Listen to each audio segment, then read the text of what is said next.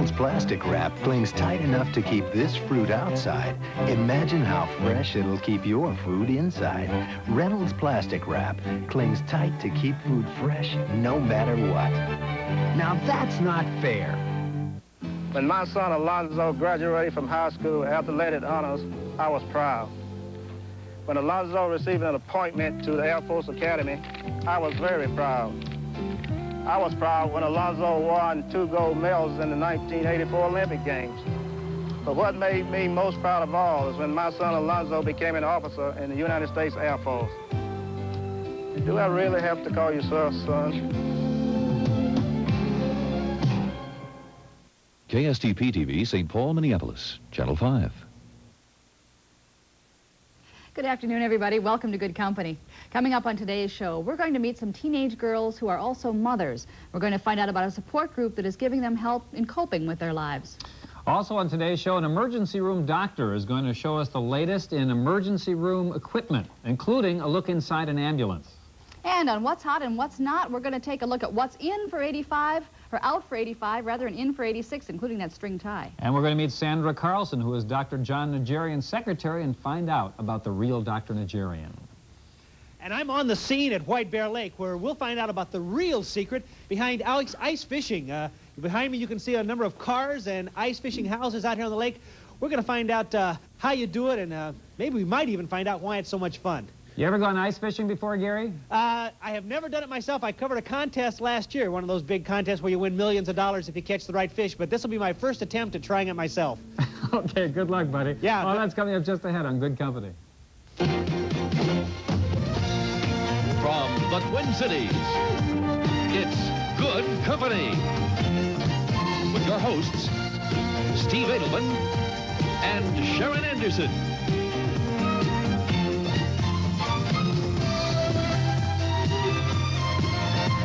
With field host Gary Lumpkin and bargain hunter Vicki Odette. And now, your hosts, the husband and wife team, Steve and Sharon.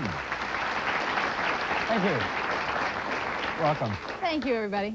You notice, you see the opening of our show, and you see that picture where Gary Lumpkin is going off of a ramp. He's kind of water skiing. He kind of falls in it, like Wide World of Sports disaster. Anytime he tries something, generally it doesn't work out. Isn't that right, Gary? Well, hi there.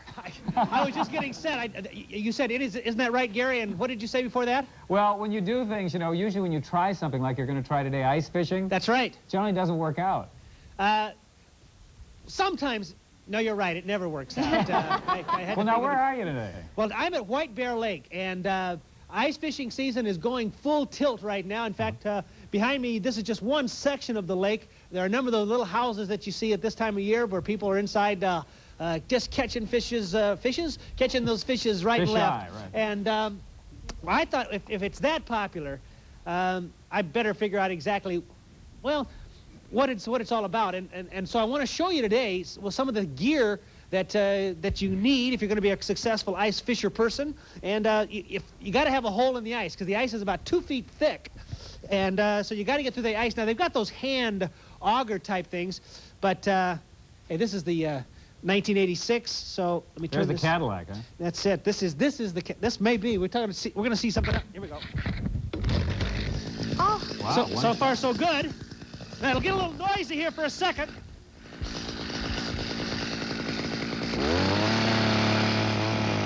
Beautiful.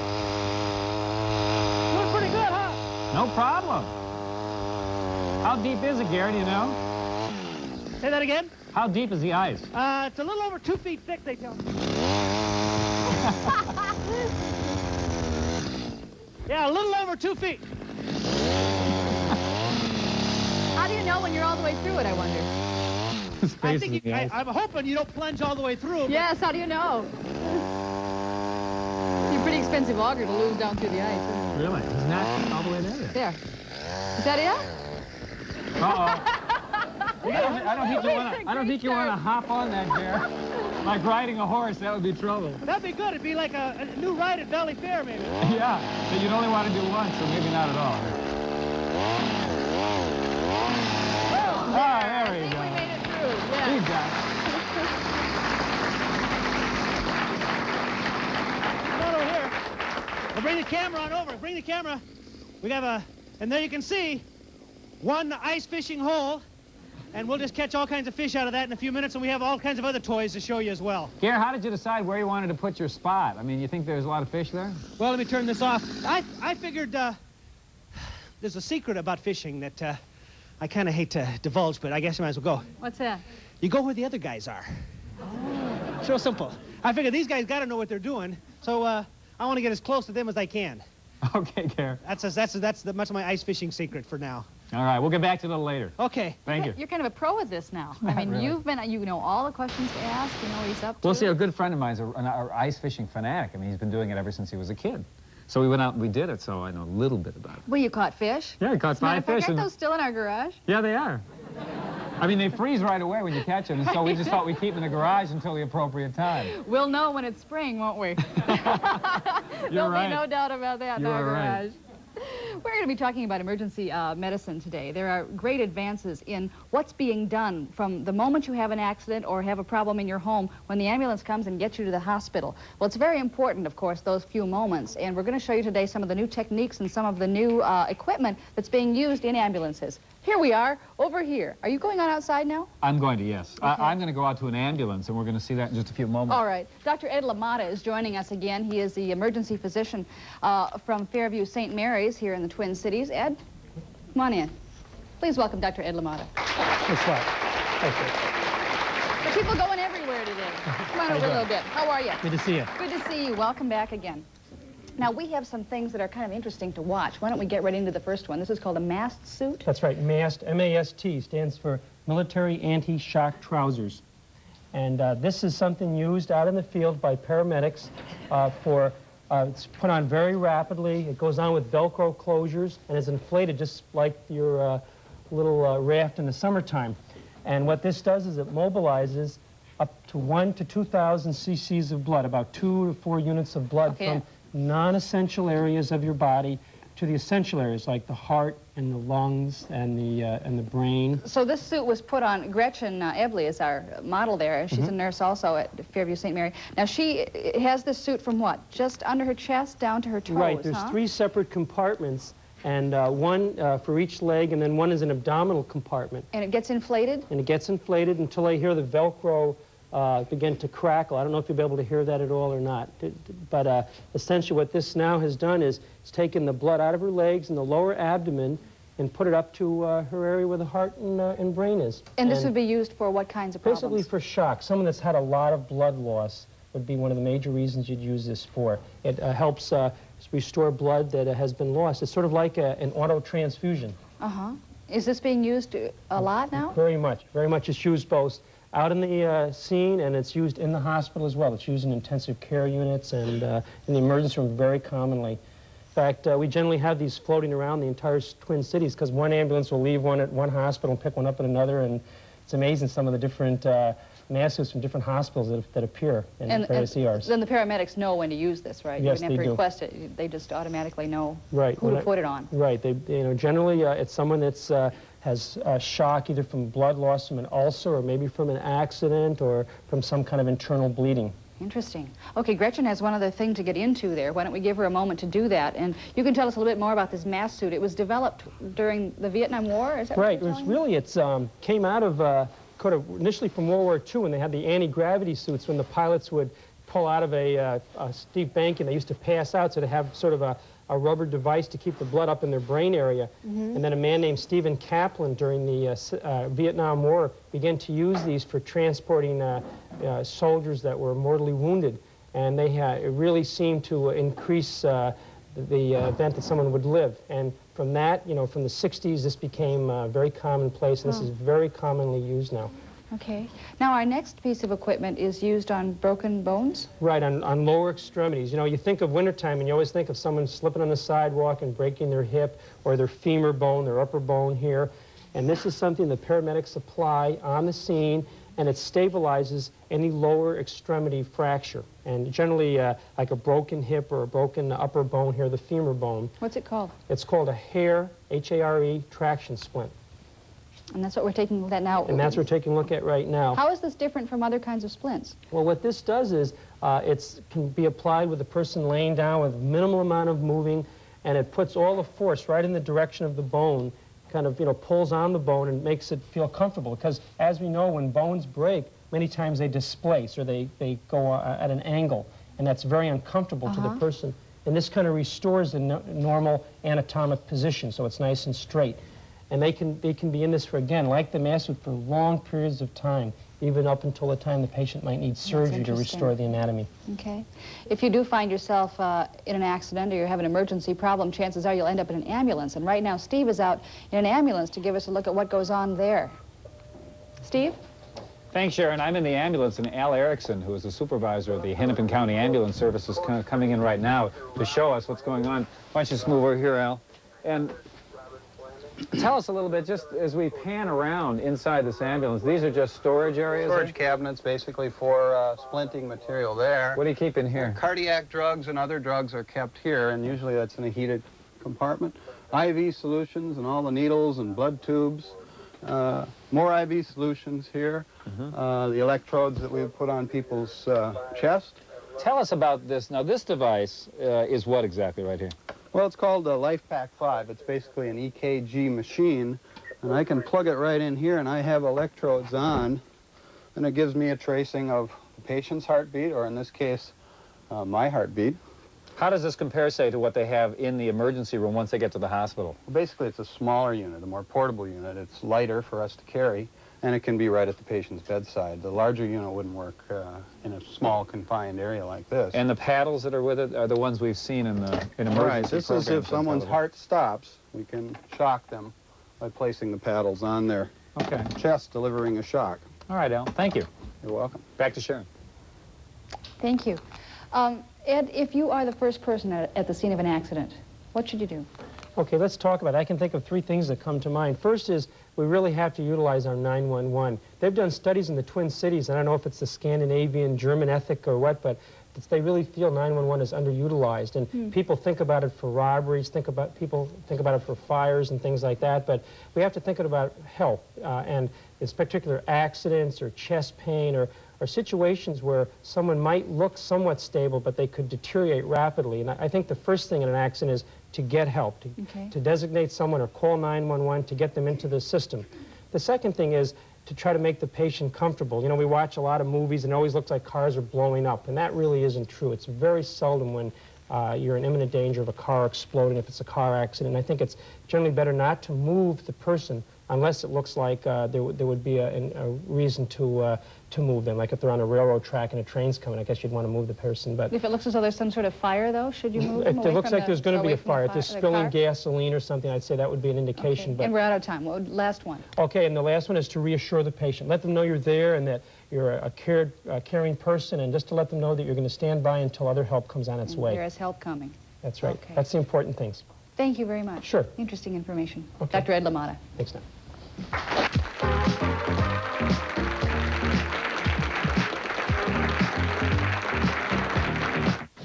Mail, Mrs. Dunkel? Oh, thanks, Bob. Sounds like some cold.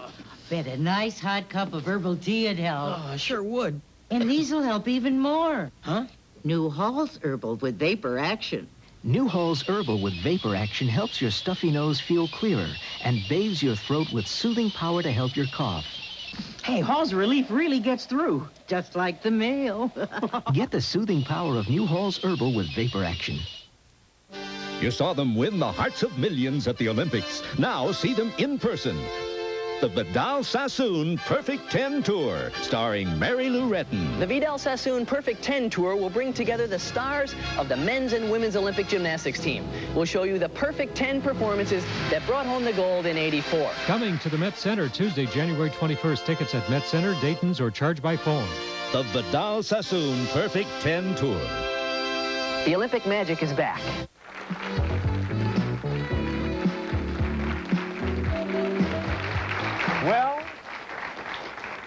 Well, there you are. There you are. It's the new year. Time to be doing things a new way. That's right. And we have some suggestions for you. Things that are no longer in and some things that are going to be in '86. Yeah, we checked this out in the Twin Cities Reader and People Magazine and USA Today. We're going to get to those in a moment. First, Gary Lumpkin is out on White Bear Lake in his first fish experience, ice fishing. Yes, Gary. That's easy for you to say. Yeah, I hope you fish better than I can speak here. Well, I don't know. My lips are starting to freeze together, but you're right. We're at White Bear Lake going to do some ice fishing. Hey, Gary? Yes, sir. You know, before you said you were a fisher person. Obviously, you want to be very careful that you said both women and men ice fish. Have you seen any women out there this morning? Not today. We've been out here for about an hour or so setting up. I haven't seen any women yet, but at the contest I covered last year, there was a good percentage of women that were out being ice fisher persons.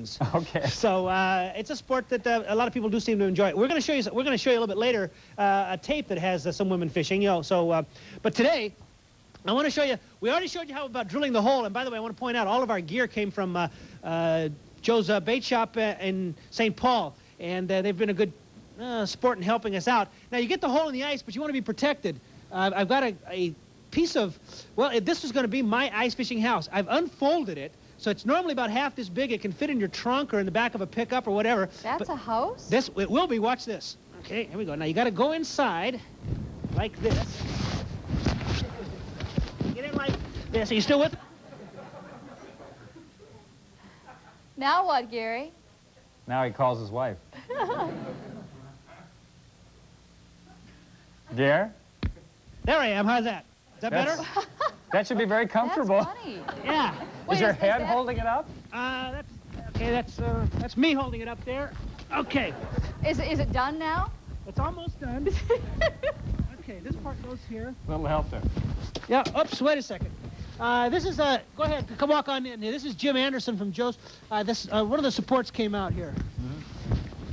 What I'm doing in there is there's some supports. There's some supports that I just completely disassembled. We had it all set up that you can actually put it together in about a minute and a half. Yeah. But in my anxious to show you how cool I was, I pulled the doggone thing apart. So you need a fishing buddy, Gary. Everybody does. Well, that's why I should have. You know, I really wanted to show off and do it myself, but that's why I have Jim Anderson along with me here, because he is my fishing Jim's buddy. got it handled. And my expert. So he's just kicked me out of the house here, which is a good thing for him to do. And you kind of get the idea of this tent. Maybe we should come back and check with you guys tomorrow. I beg your pardon? Might take a while, huh? We can come back tomorrow? Yeah, I would say it might take a minute or two, but no, wait a minute. There you go. See, you can see the main structure here, and there's a piece that goes across. Nice. Sure. There's also holes in the floor, so you can stay right inside in the plywood floor that you can do your ice fishing right inside. We have heaters, we have benches, we have everything, all the comforts of home, including one last thing while Jim sets that up. What's that here? Look at this little electronic goodie right here. Uh-huh. There's this wire that goes down into the fish hole. We dug another hole here. And there's a readout screen that's run by batteries, and it's a fish finder. It's a battery-powered fish finder. There's little blips that appear on the screen. Like radar? Exactly like radar. Yeah. Yeah, the little blips appear on the screen. It also tells you how deep the water is. And you can know if you're close to doing anything at all. So that way you can only drop your hook if you see a great big blip coming at you. That's right. If you want to catch a big blip, this baby will help you. Oh, by the way, look at our house. Look at our house.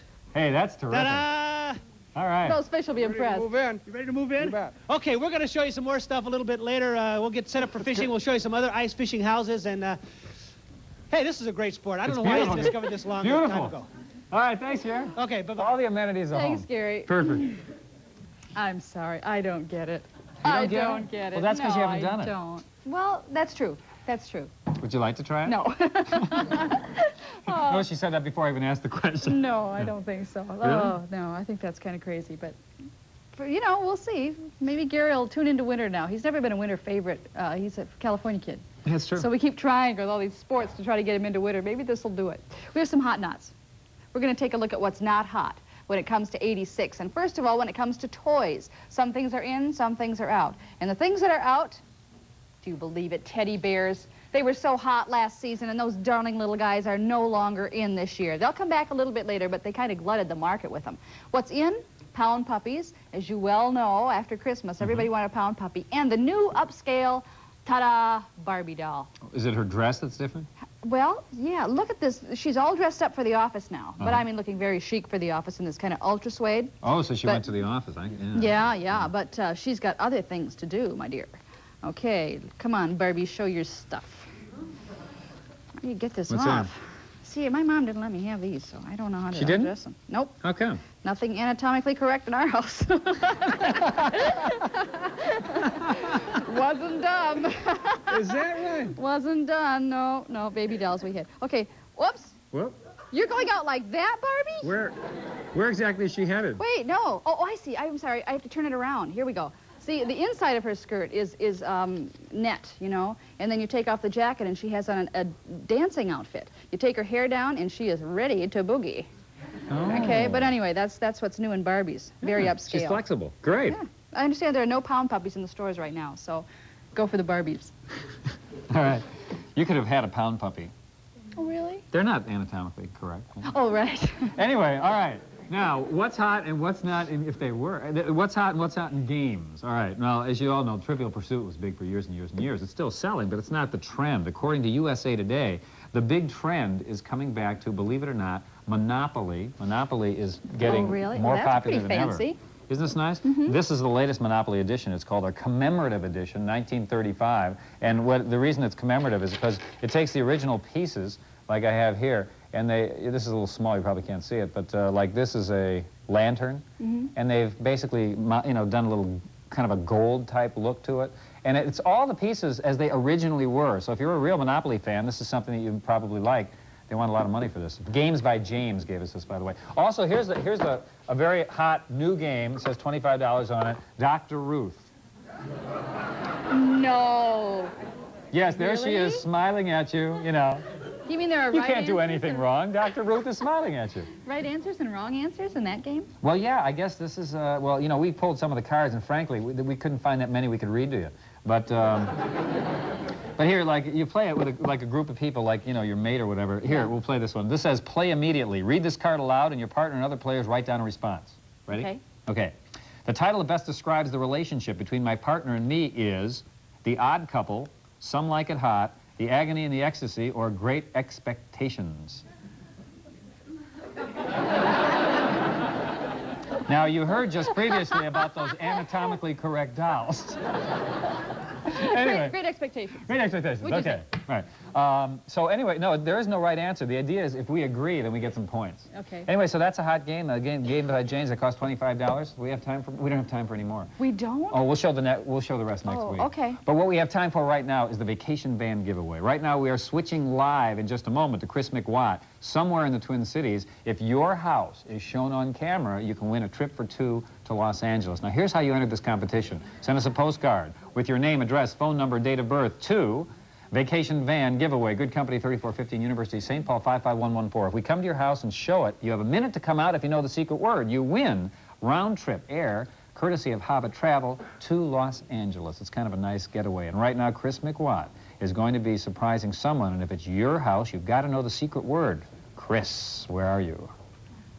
Steve, I'm out in New Brighton, and you'd want to talk about a surprise? Well, this is a surprise outfit I've got on, too. I'm the New Year's baby. I'm the New Year's baby. You want to know what my banner says? Good Company, 1986. We're out here. We're on the vacation van. It's a giveaway today. It's something special. I'm a little chilly. You want to go to Los Angeles. We're in New Brighton. We're going to show you the house right now. But the secret word today, of course, 1986. We're all looking forward to a very good year. Hopefully 1986 will be that, with world peace and diets and not smoking, everybody getting their New Year's resolution. I'm not going to tell you mine. Maybe next week I will. I'm going to show you the house right now. I'm out on Pleasant View Avenue. Here it is right now. You've got 60 seconds to come running out. You have to have the secret word, which I've just given. There are all kinds of people standing around. There's a gentleman standing around looking at me thinking, gee, this guy's nuts. There's some kids standing around here. How you guys doing? Yeah, they're fine. They have just a little bit more time to come out. It doesn't look like anybody's home. Do we know the residents who lives here? We don't know who lives here? Do you wish you lived there? I wish I lived there. I don't know who lives there, though. I don't know, but I'm only about 6 blocks away if you want to go to my house. Sure. 6 blocks away. No, thanks anyway. I didn't dress up in this suit to go 6 blocks away, pal. Oh, well, we're looking. We don't have much time left. Oh, only about 15 seconds left, and we're wondering where 2024 Pleasant View. There's all these people running out. How you doing? Look, we got people down the block. We got people down the block there. They're all waving. No, I'm sorry. Sorry. It's funny, too, because I'm standing here. We were not going to go down there. So the people here, there's 2024 Pleasant. Oh! Hurry! Run! Don't anybody say it! Don't anybody say it!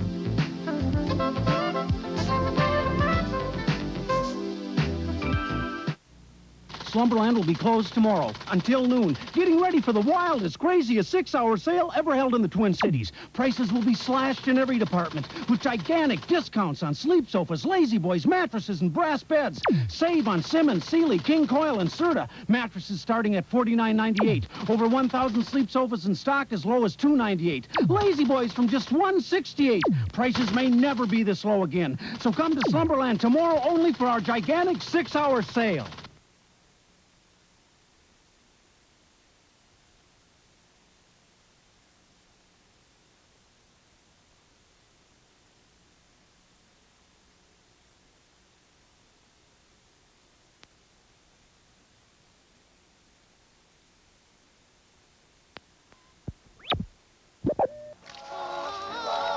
Never ever use electricity near water.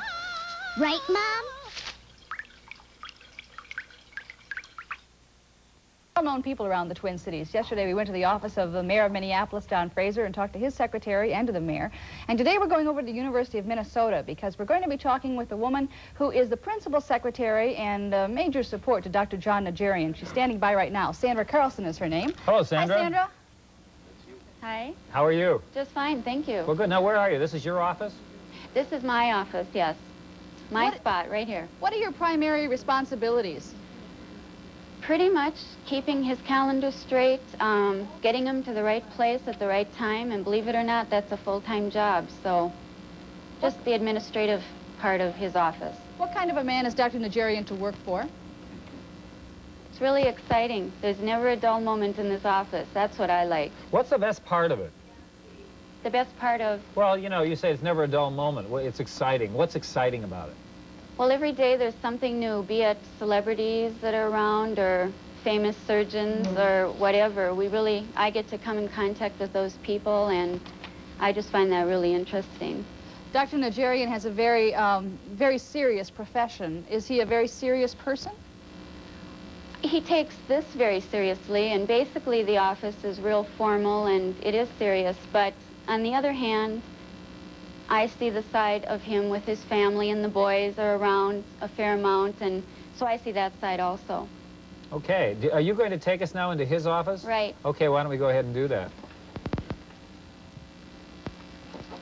Well, this is kind of known as the inner sanctum, I think, by most people in the hospital. Oh, inner sanctum sounds like not that many people get in there. Well, not everyone gets in here. Okay. I think on the walls are all of the awards he's gotten over the years, which are an incredible number.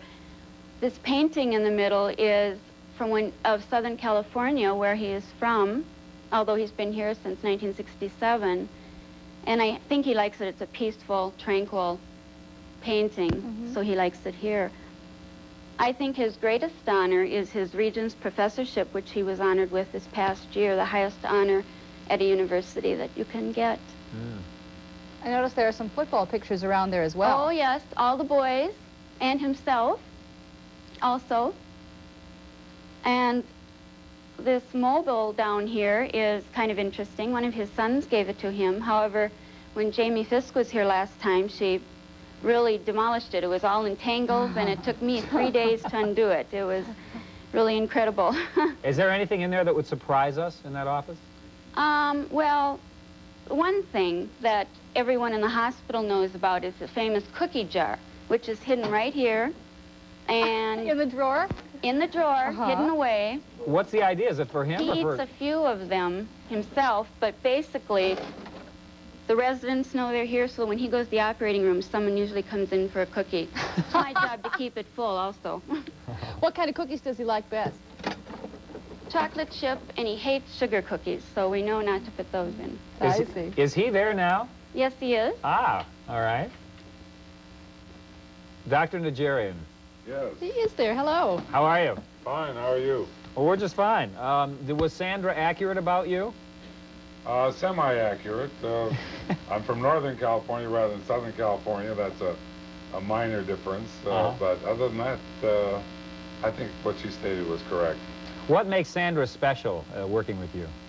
Sandra is special because she's one of these very compulsive people that just gets everything done. And she'll be here till 6:30, 7 o'clock at night. She never leaves till the job is finished. And she wants to make sure that it's perfect at all times. And well, you know, all of us have some shortcomings that people can help us out with. What do you think is your greatest shortcoming that Sandra really takes up the slack for? Oh my greatest shortcoming would probably be forgetting appointments and getting behind on schedule. And as Sandra pointed out, she has to get me to the various places. I just came out of the operating room to come up here. I'd forgotten all about this. So that if she hadn't called, I wouldn't be here now. What were you doing? Unfortunately, it's a lady who had a cancer of the thyroid. We were removing all of her thyroid and the lymph nodes on both sides of her neck. A rather large operation, which we just finished. Yeah. Is there something that we wouldn't guess about Dr. Najarian that you know, Sandra, from working with him? Well, I think people pretty much know him, just his public image is pretty accurate. I think one thing is everyone knows he's an athlete himself and loves sports along with medicine, but also theater and arts. He's goes to the Guthrie, routinely goes to opening nights, and I think that's something people might not be aware of. He has quite a schedule to keep track of. He does. He sure does. And just one last thing. If you had one piece of advice to give to people on how to keep Dr. Najarian happy, what would you say that would be? Do everything as perfectly as you can. And get it right. And keep that cookie jar full. Right, right. Okay. All right. Well, thank you very much for taking the time to talk to us, both of you. Thank you. Yeah, it was a pleasure. Nice to see you. Okay, Dr. Najarian and Sandra Carlson at the University of Minnesota. Right back.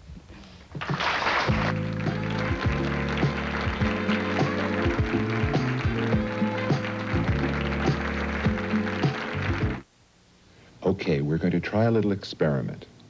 I'd like you to shut your eyes and imagine the best cup of coffee in the world. Ready? Okay, go ahead.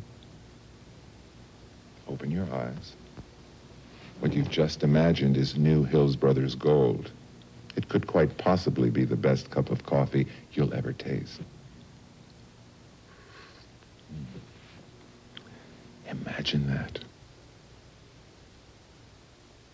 For America, there's something brand new down at Hardee's. Announcing the new quarter-pound cheeseburger at Hardee's. It's thick and juicy, and now for a limited time, just 99 cents.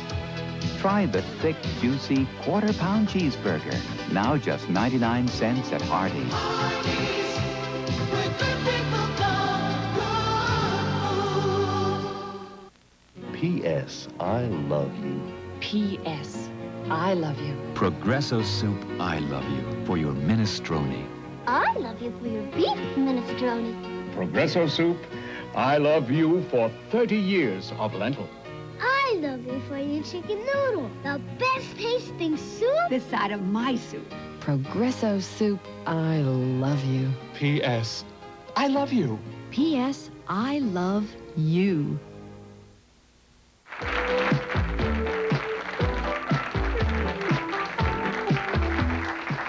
Teenage pregnancy in America. Did you see Time magazine just a few weeks ago? That's the cover.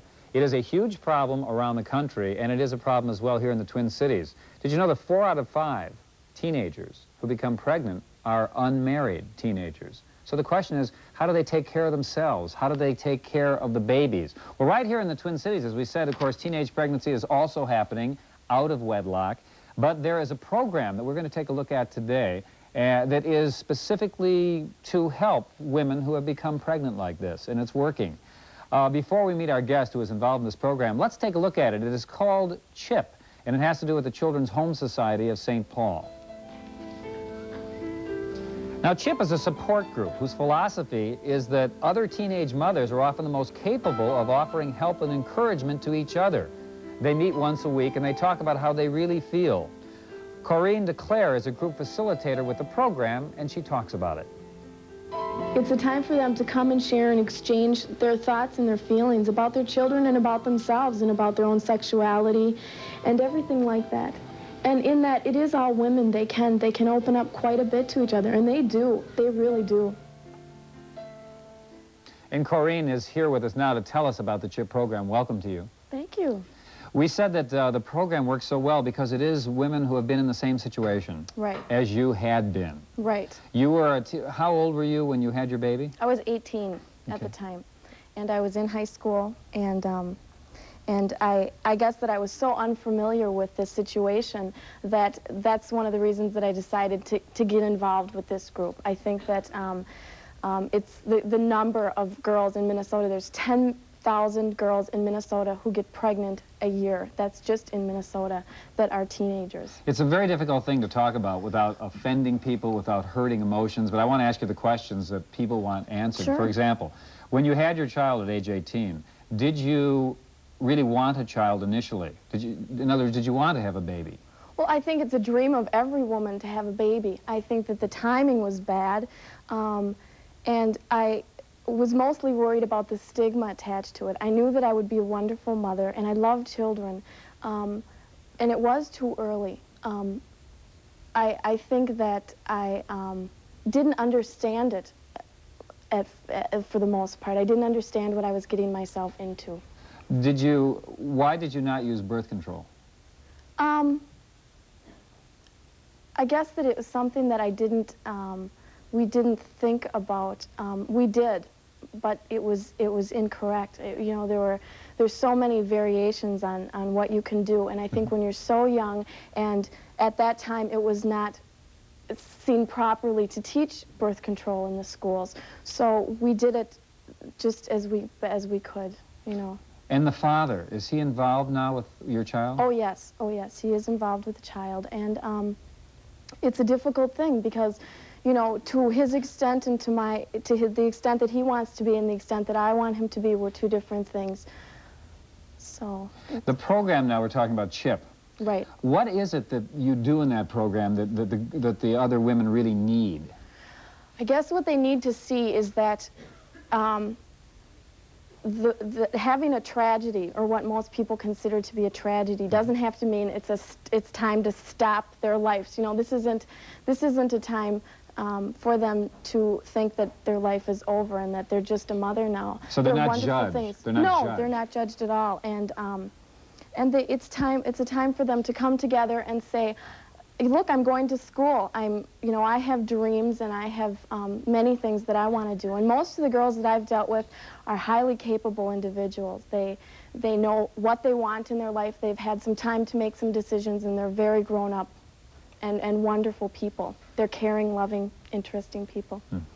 We have in our audience some other women who are involved in the program as well, and Sharon's with them. Sharon? Right. Annette Fritz here is a facilitator with CHIPS. She was 15 when she had her first child and now has 2 children, and she's 21. And this is Shelley Preston next to me. She's 15 and has a 1-year-old little boy now, right? Mm-hmm. Okay. Annette, let me start with you. What is the biggest problem that girls come to the group with? What do they want to have help with the most? They're lonely, I think, and they have nobody to share with.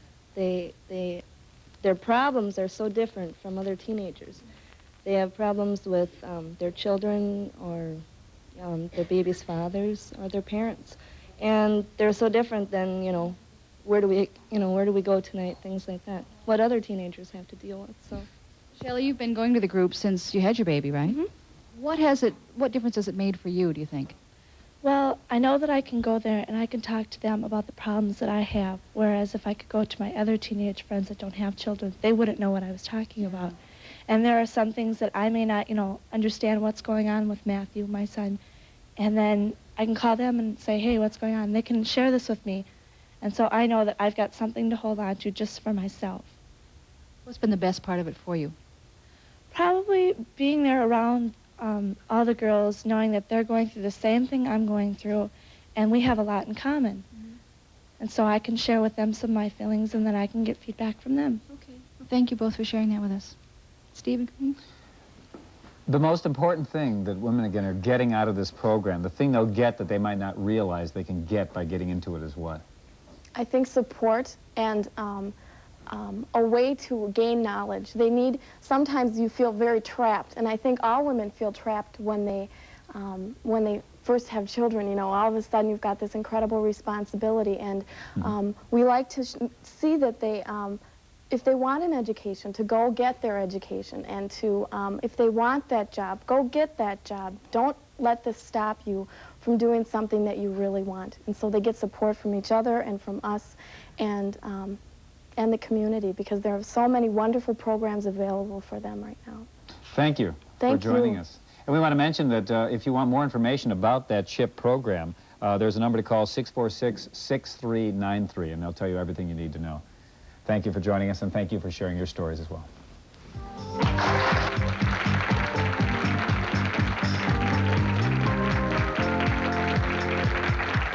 Coming up Monday in Good Company, the mayors of Minneapolis and St. Paul compete to see who can stack up the most groceries for a worthy cause. We'll get an update on the latest cures for snoring and find out free things for kids that are available here in the Twin Cities. Coming up next, Gary continues his ice fishing lesson and gives you a look at some of the Twin Cities' most unique ice houses.